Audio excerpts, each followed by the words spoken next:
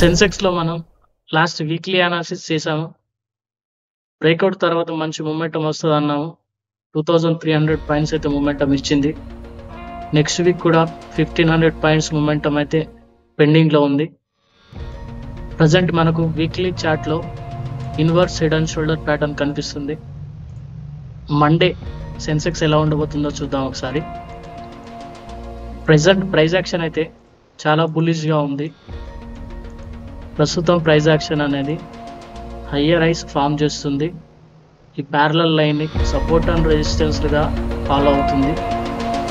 Monday ఒక sharp selling వచ్చి 83,500 600 range లో సపోర్ట్ తీసుకుంటే అక్కడ నుంచి మంచి అప్సైడ్ మూమెంటం రావచ్చు. ఇక నిఫ్టీ విషయానికి వస్తే వీక్లీ టైం ఫ్రేమ్ లో చార్ట్ లో inverse head and shoulder pattern నిఫ్టీలో కూడా కనిపిస్తుంది. నెక్స్ట్ వీక్ నిఫ్టీ 3% మూవ్మెంట్ అయితే అప్ సైడ్ ఇవ్వచ్చు.